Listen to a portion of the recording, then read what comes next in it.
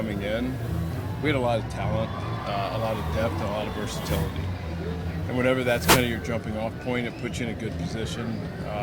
And so from our standpoint, we hunted a few guys at the top of the roster. And beyond that, we're really focused on upside because for us, we have, for lack of a better term, kind of a high floor basically everywhere. And so for us, it was about making some upside plays, which we feel like we've added some guys that fit into that. But, in a lot of ways, the offseason's still kind of roaring on. There's still a lot of conversations and things happening, but we feel good about where we are, and if we're able to do something that makes us feel even better, that's awesome. You had mentioned that there's still some time obviously left in this offseason, no need to make a move in December. Are you still looking for some other upside moves and some other perhaps a bigger move? Yeah, I mean, I guess the good problem to have, part of having the depth that we have, is we don't have a lot of roster spots to kind of play with, which again is a good problem. And from our standpoint, and obviously we'll see a lot in how this plays out, but we have a lot of confidence in the talent that we have.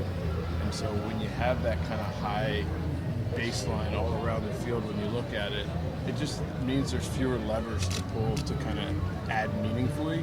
And so there were a few guys, and there still are, and it's something that, whether it's in July, whether it's next offseason, our mindset is always to be aggressive on guys that can kind of fit at the top of the roster and bet on our amateur scouts and our player development group and what we do at the big league level to continue to kind of keep the depth coming.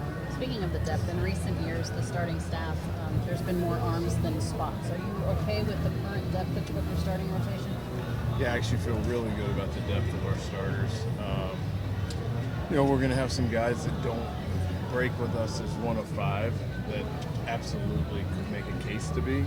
I know that can be frustrating to some initially, but as has been our practice over the last 4 years, things have played out, things happen, and guys have gotten opportunity, and we'll stress that and preach that, and we'll have a good competition in spring training, and we're kind of going into it with an open mind, but we do feel really good about the number of guys that we have and how talented they are. This is an organization that's been in the news for reasons that I'm sure you would like to not be in the news. Just your take on what Major League Baseball is saying.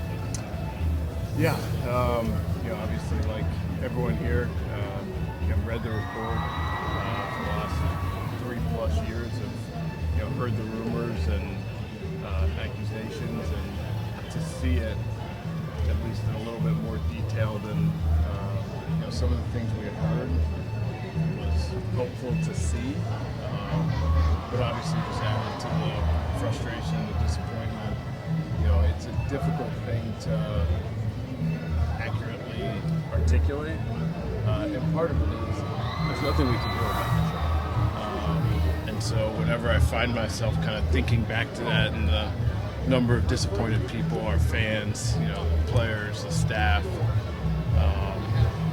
there's just nothing we can do about it. And obviously the commissioner's office came out with their report and their punishment, which they're trying to be aggressive to serve as a deterrent for that going forward, which I think obviously is a great thing. They were put in a tough spot, and I thought handled it well. But from our standpoint, all of my mental energy is focused on the 2020 World Series, not 2017. Andrew, should the Astros have to vacate the championship? It's not for me to say. I mean, again, I'm selfish when it comes to this and just think about it from the Dodgers standpoint. If I was a commissioner, I'd be wearing a different hat and thinking about things differently. Obviously, they went through everything and determined what they did. For me, everything is about the Dodgers and thinking about it through that lens. Do you think the punishment was sufficient, specifically, sort of Yeah, I mean, I think it's a tricky situation, and would they have gotten to the bottom of it the way they did without it? I doubt it, and I know Brian Sealy and that investigative group is extremely talented, and they got to a lot more information than anyone else had, and I think it's something that the point at this point is to make it a deterrent for anyone to do this going forward, and I think it's been done. Given that you heard the rumors you had against them in the World Series in 2017, did they interview you? No, they didn't. given the focus on technology in this game, is it time maybe to look at changing the rules and just fully embracing technology? Like, they broke the rules, fine, but you know what? Why should we use technology in some areas but not others? Or just protect your signs better? Yeah, it's a really good question. I don't know the answer to it. MLB has asked questions of that of teams, and my stance on it is, as long as there's a level playing field for all 30 teams, I don't really care what it is. And it's when there's not a level playing field where I have an issue with it. So whatever that means, whether it's all hands on deck and whatever goes, or it's take away all technology, I'm not sure what the right answer is. All I really care about is a level playing field. Has anybody from the Astros called you to apologize, or have they shown enough remorse in your mind? They have not, and in my personal opinion, they have not. What would you like to see? I don't know. Again, I just haven't spent much time thinking about it because it doesn't do me any good. Whenever I find myself kind of wandering and thinking about it, it's just frustrating because there's absolutely nothing I can do. It was in the commissioner's office hands. I thought they handled it well, and it's something that, from my standpoint, it's just wasted energy and effort at this point because that's taking away from something we can do to help make ourselves better in 2020. Have you spoken to Tyler White about it? I'm not. Andrew, how widespread do you think it is how widespread do you think it is the use of technology to steal signs? Does it extend, you think, far outside the Astros and potentially the Red Sox? I don't know. I mean, my personal belief on this, and it goes back a long time with the rumors about Toronto, the man in the white shirt, and you can point to a lot of different examples. And I guess what exactly played out with the Astros, I've always been a little bit naive to believe it didn't really go on because staff change every year, players move on, and just didn't believe that stuff could ever be kept in-house. And so just didn't believe that it was really happening.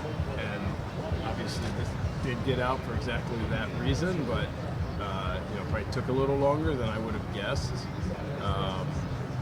But I'm not sure the answer to that. Do you find yourself thinking about it? 17 months ago? I mean, obviously it's in front of everything that we're all seeing and reading on a daily basis. And I think the first couple of days I devoured more of it. I think more recently it's been just trying to stay away from the topic and again, just wasting kind of time on my part right now. Andrew, what do you think of just in general how the trade market evolved this offseason, particularly for like the upper echelon position player group? It's one of those things that there's always the interplay between free agency and trade market, and sometimes the trade market kind of accelerates before the free agent market, and sometimes it's the other way around. I mean, there's been a lot of dialogue throughout the winter. There still continues to be a lot of dialogue.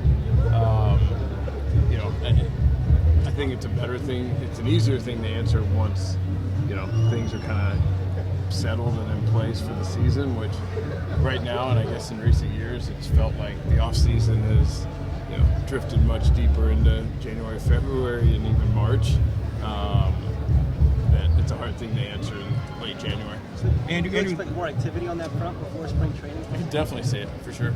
The city council passed a resolution saying you all should get the trophy, and the assumption is you guys don't want that. Can you explain that? I mean, I thought it was great on behalf of the city council in that, that is really within the scope of what they do and who they're representing, and totally get it from their standpoint. From our standpoint, it doesn't help us at this point.